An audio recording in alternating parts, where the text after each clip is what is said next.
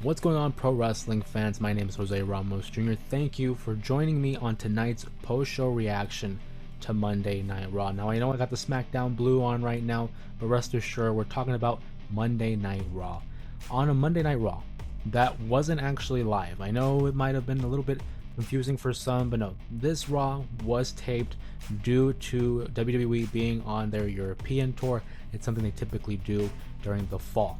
But that didn't stop this Monday Night Raw from having some notable events in regards to key storylines. We talked about last week where Monday Night Raw kind of lacked certain stars.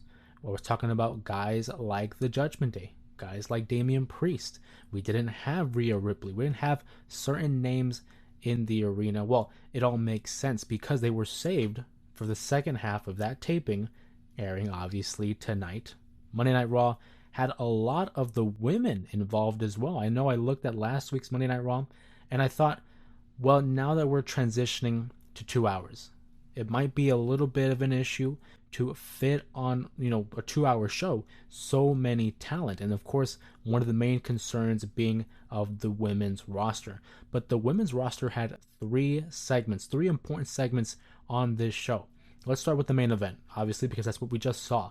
Tiffany Stratton from SmackDown comes over to, kind of scout what's going on Monday Night Raw, and she would team with Rhea Ripley as they would face Raquel Rodriguez and Liv Morgan. Now, really, this was the kind of matchup that the story was what followed after the bell. The match would result in a disqualification due to interference by the women's champion Nia Jax, who was full gear ready, so I'm suspecting maybe she had the dark match following the show. Nonetheless, the women had a lot of showcase here. I talked about Rhea Ripley, Tiffany Stratton. They had their matchup against Rodriguez and Liv Morgan, but also that's how the show started. Rhea Ripley addresses the audience. She would get interrupted by Tiffany Stratton, and they would actually get attacked by both, Rodriguez and Liv Morgan. That's what set up the main event to begin with. One point that I wanted to make was I believe it was like a choke slam of some sort that Rodriguez was trying to hit on Tiffany Stratton. Didn't go as planned. It was a little sloppy. And I can't fault Rodriguez. She's been out of action for quite some time. So maybe there's a little bit of rust there involved. But I will say that certainly wasn't really appealing to the eyes, I think. Regardless, another matchup that they had, another segment that was involved, would be the Women's Tag Team Championship, as Jade and Bianca Belair would successfully defend their titles against Damage Control's Kairi Sane and Io Sky.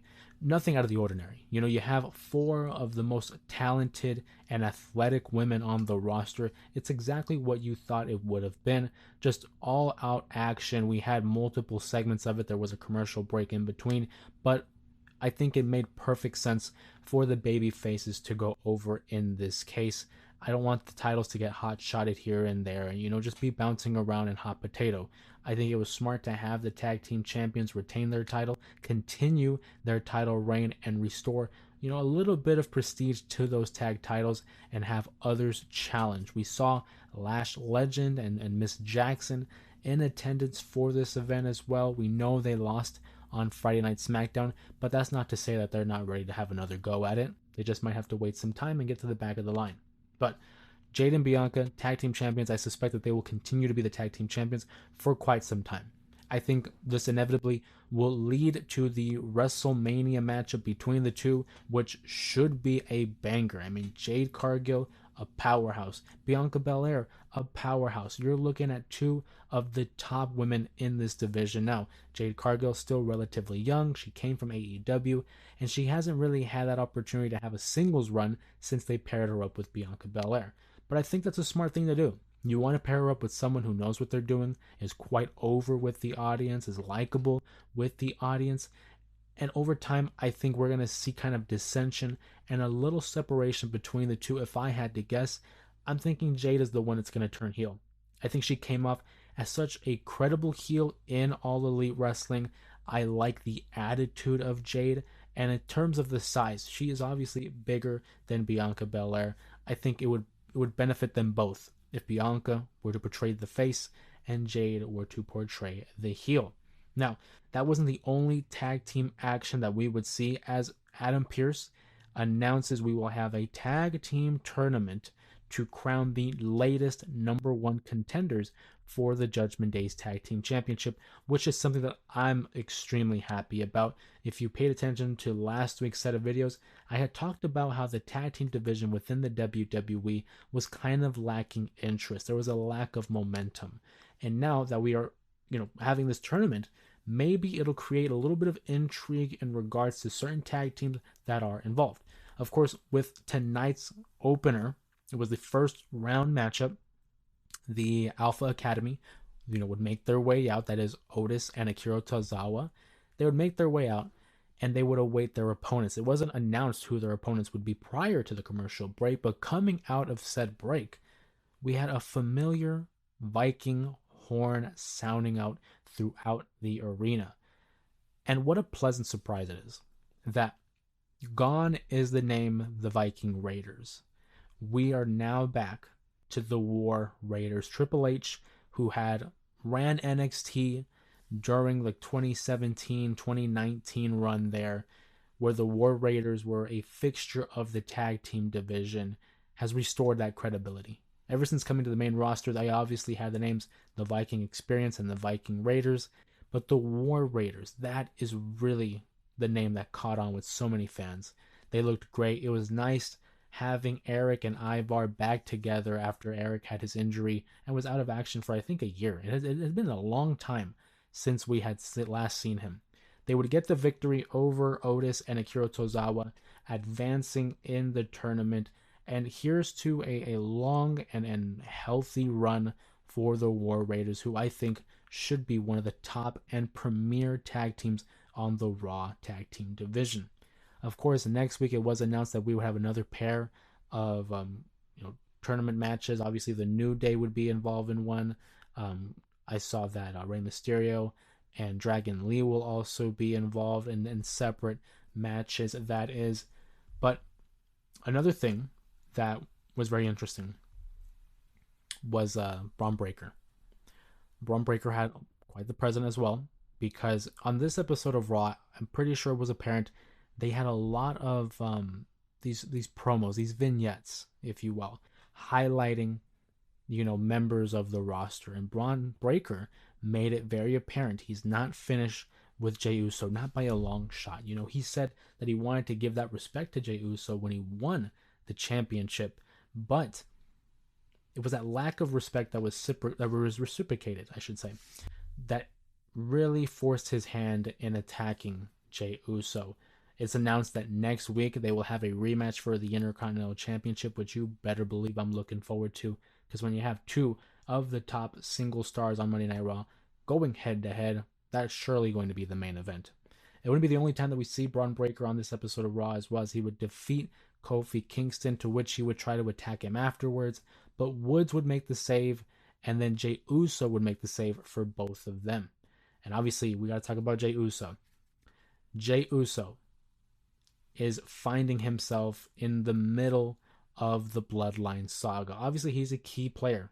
We knew this. He was one of the initial opponents that Roman Reigns as the tribal chief had faced all the way back in 2020. But for those of you who are keeping the score and are watching Friday Night SmackDown, you would know that this past week, Jimmy pleaded with Roman Reigns saying, we need help. You can't do this by yourself, and you can't do this just with me. We need more.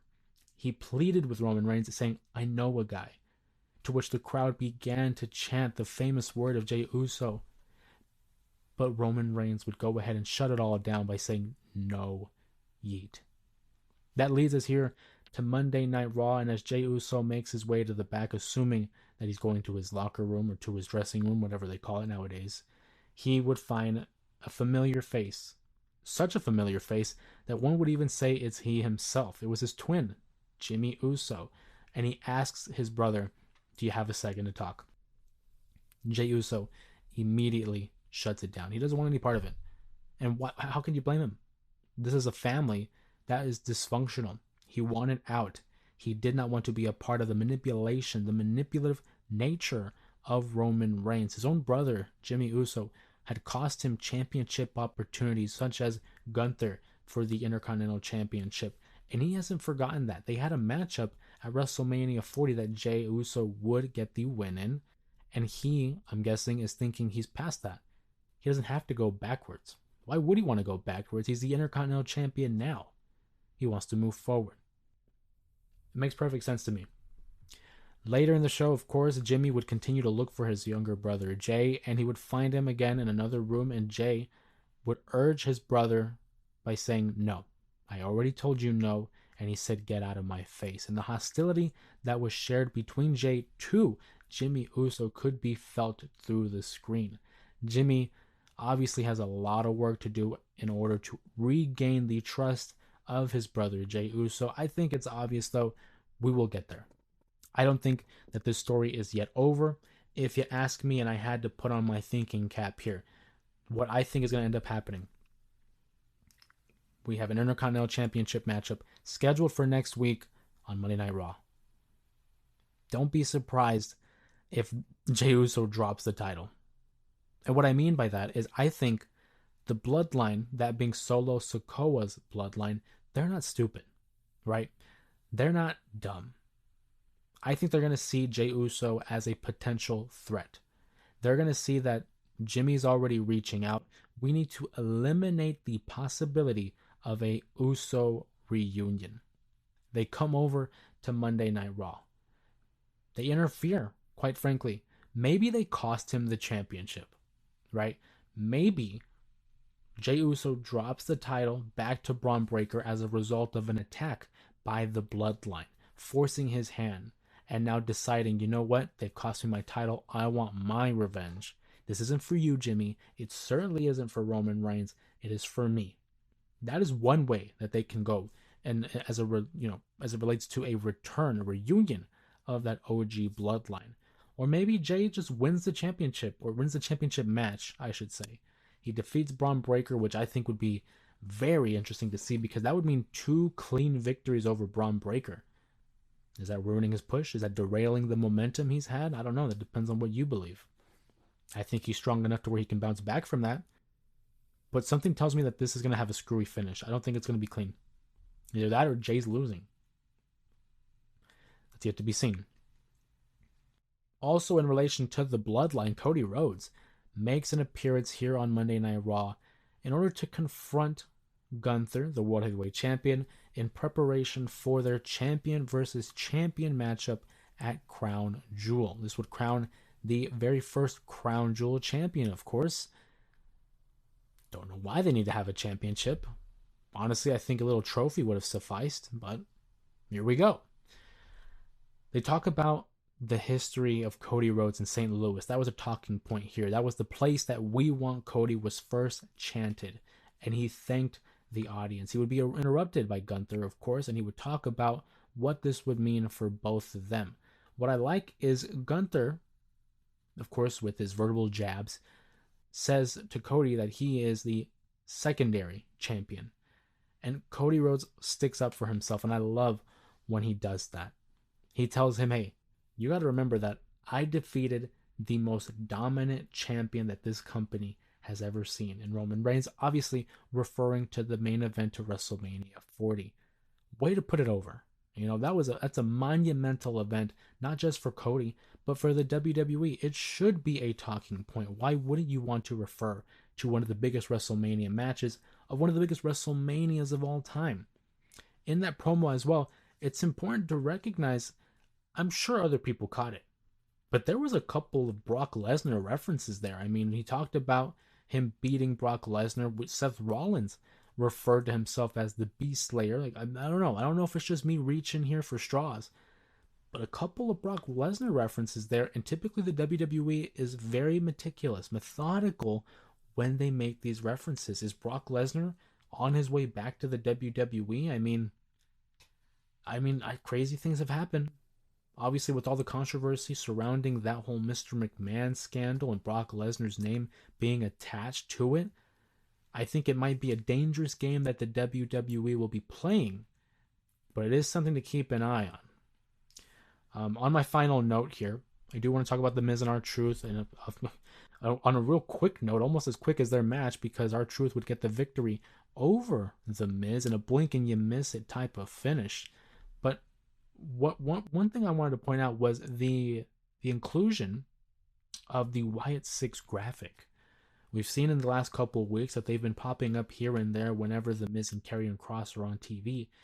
I think it's a little bit of a swerve here. A lot of people want us to be thinking it's The Miz they're targeting. I think it's Karrion Kross and the Final Testament in this matchup. Once it flashed on the screen, it was showing The Miz, but once it flashed on the screen, that's when the Final Testament made their way to the ring.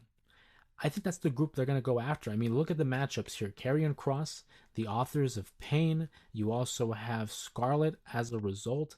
And then that matches up pretty well with the Wyatt Six, who have Uncle Howdy, who have Rowan, who have Dexter, Joe Gacy, as well as Nikki Cross. It matches up pretty well. Is it The Miz? Maybe. Maybe, again, I'm reaching.